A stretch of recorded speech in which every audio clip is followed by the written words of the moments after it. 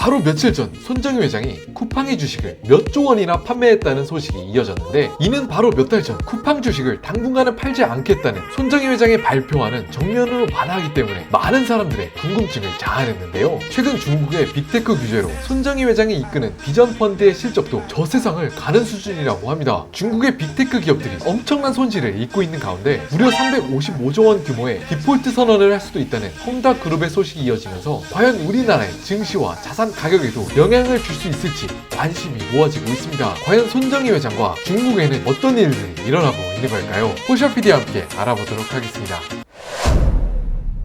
일본 손정희 회장이 쿠팡 주식을 무려 2조 원어치나 매각한 것이 최근 화제가 되었죠. 올 상반기에 쿠팡이 상장될 때만 하더라도 쿠팡 주식을 당분간 매각할 생각이 없다라고 밝혔었는데, 이렇게 대규모로 주식을 판매하니까 많은 사람들이 의아해하고 있습니다. 이번에 판매한 쿠팡 주식이 현재 손정희 회장이 보유하고 있는 쿠팡 주식의 약 10분의 1 정도라고 하니까 쿠팡을 손절했다, 이 정도로까지 이야기할 수는 없을 것 같은데요. 사실 손정희 회장이 이렇게 가진 주식들을 판매하고 있는 것은 쿠팡뿐만이 아니라 올 상반기에도 비전 펀드가 보유했던 우버 지분의 무려 2조 원을 매각하는 일이 있었습니다. 손정희 회장이 이끄는 비전 펀드에 과연 어떤 일이 있었을까요? 먼저 비전 펀드가 구성하는 국가별 포트폴리오를 보면 이렇게 약 중국이 30%로 매우 큰 부분을 차지하고 있는 것을 확인할 수 있습니다. 그리고 그 포트폴리오의 핵심에는 중국판 우버라고 불리는 디디 추싱이 있죠. 중국의 디디 추싱은 모바일 앱을 통해서 가장 가까운 곳에 있는 택시나 혹은 개인용 자동차를 배차해주는 차량 공유 서비스를 제공하는 회사죠. 그런데 이런 디디 추싱이 중국 내에서 가지는 약 80%라는 말도 안 되는 시장 점유율 덕분에 손정희가 이끄는 비전 펀드는 엄청난 규모의 투자를 집행했고, 불과 얼마 전만 하더라도 글로벌 완성차 업체들의 시가총액과 겨누는 엄청난 주가 상승으로 비전 펀드의 성공을 보여주는 것과 같은 결과물의 상징이었습니다. 전성기에는 글로벌로 1년에 약 600만 대에서 700만 대의 자동차를 판매하는 현대 자동차의 시가총액에 무려 4배에 다다를 정도였으니까요. 그런데 이런 디디 추싱에 최근 엄청난 일이 일어나고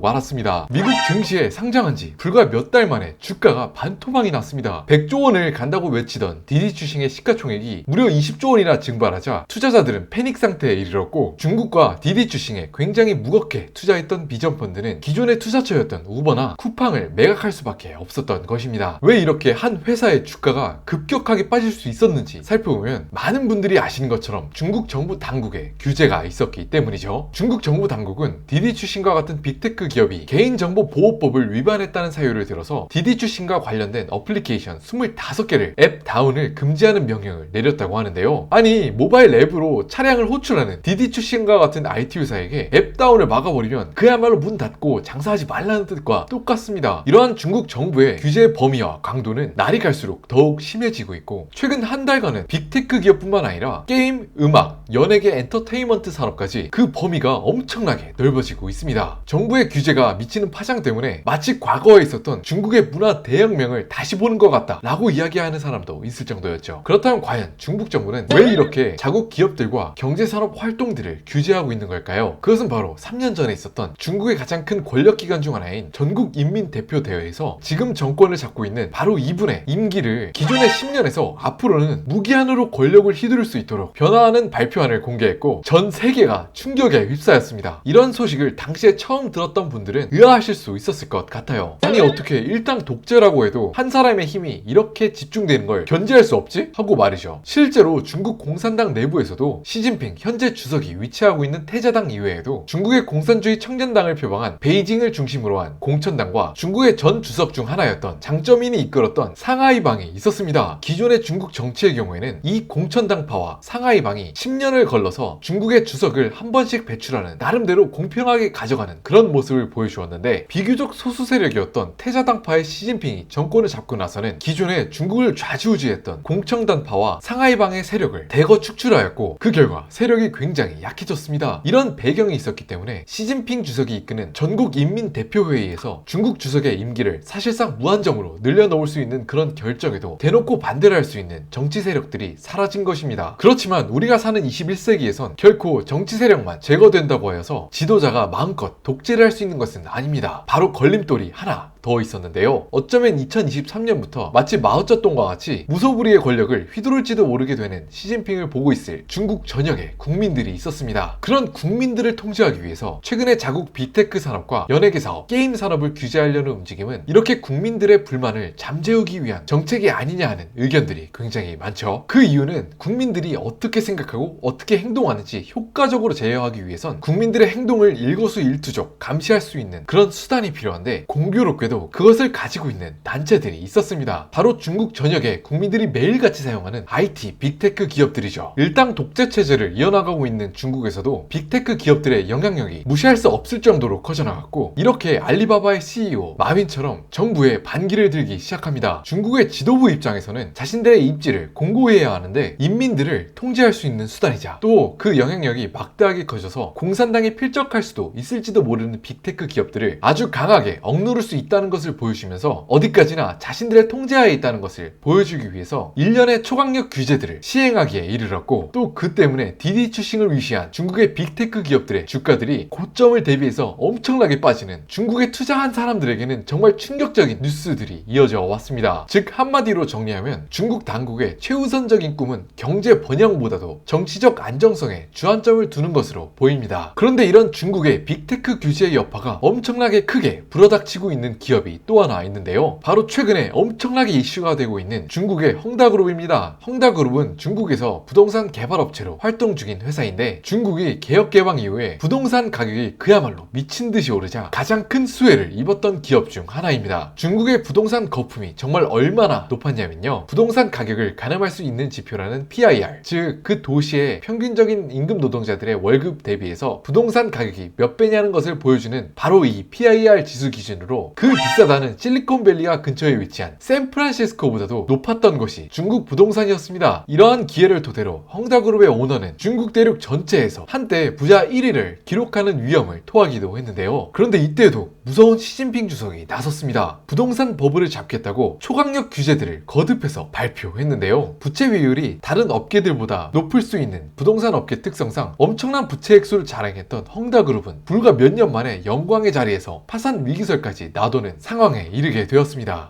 디폴트 위기에 빠진 부채 규모만 약 355조 원에 이른다고 하는데요. 이런 규모는 절대 무시할 수 없는 것이 예전 서브프라임 모기지론 사태에 뇌관을 터뜨렸던 리먼 브라더스의 부채 규모가 약 620조 원이었다는 것을 생각해보면 이런 헝다그룹의 파산이 미칠 경제의 영향이 엄청나게 클 수 있다는 것을 생각해볼 수 있을 것 같습니다. 이렇게 큰 규모의 기업이라면 정부가 나서서 도와주지 않을까 하는 바람이 있을 수도 있을 것 같은데, 중국 당국에선 며칠 전 대마불사는 바라지 마라, 기업이 아무리 크고 경제에 미치는 영향이 크다고 해서 곧바로 무작정 구해줄 것이라는 대마불사의 희망을 버려라 라고 경고를 했습니다. 이렇게 중국 정부 당국이 국내 부동산 개발업체 헝다그룹에게 정말로 가혹하게 대하고 있는 이유로, 바로 헝다그룹의 CEO가 기존 빅테크 그룹의 CEO와 시진핑이 눈에 가시로 여기던 상하이방과 밀접한 관계가 있는 것으로 낙인 찍혔기 때문에 헝다그룹의 파산설이 더욱더 크게 세계 증시에 다가오고 있는 것 같습니다. 실제로 블룸버그 통신의 경우에는 각종 리포트들을 통해서 헝다그룹에게 빌려주었던 대출 금액의 최소 약 75%는 못 받을 것으로 가정하고 있다고 합니다. 이에 한술 더 떠서 영국의 신용평가 업체 피치의 경우에는 헝다그룹의 파산 가능성을 매우 높게 보고 있다는 기사가 연이어 이어졌습니다. 물론 이런 헝다그룹의 파산이 미국 증시에 미치는 영향은 제한적일 것이다 라고 생각하는 전문가들도 많지만, 사실 우리나라의 코스피나 여러 자산 가격들의 경우에는 중국의 증시와 최근 몇 년 들어서 굉장히 밀접해지는 양상을 보이고 있기 때문에 우리나라 국민들 입장에서는 결코 무시할 수 없는 뉴스가 되어가고 있는데요. 자산 가격 그 자체만이 아니라 우리나라의 수출 1위, 수입 1위가 모두 중국이기 때문에 그 기업들의 고용된 사람들의 전망까지도 어쩌면 이런 헝다그룹의 파산으로 인해 펼쳐질 중국의 금융위기에 크게 출렁일 수도 있을 것이라는 분석이 이어지고 있습니다. 실제로 불과 10년 전에 있었던 미국의 금융위기의 경우에는 많이들 아시는 것처럼 한순간에 일어난 것이 아니라 한 회사가 파산이 일어나게 되면 그 다음 회사에게도 파산의 영향이 이어졌고, 무려 1년 반에 걸쳐서 들어서 자산 가격이 저점을 찍는 그런 느리지만 확실한 방향성을 보여주었기 때문에 투자자 입장에서 이런 뉴스를 예의주시하고 확인해야 할 것 같습니다. 오늘은 중국 정부 당국의 초강력 규제 때문에 중국의 대다수 회사들의 주가가 큰 폭으로 하락하는 그 배경을 살펴보았고, 또 우리나라에도 미칠 수 있는 영향력에 대해서 고민해보는 시간을 가졌습니다. 이전 역사에서 확인할 수 있었던 것처럼 어떤 자산 가격의 위기란 조용하고 또 점진적으로 일어날 수 있다는 것을 확인해 볼 수 있었기 때문에 이런 이슈를 결코 소홀히 볼 수 없다는 말씀도 드렸습니다. 앞으로도 이런 중국발 위기에 대해서 국내 증시나 자산 가격에 어떤 영향을 미칠 수 있을지 알려주는 새로운 뉴스들이 있다면 포셔PD 채널에서 다루어 볼 수 있도록 하겠습니다. 우리의 재산은 너무나 소중하니까요.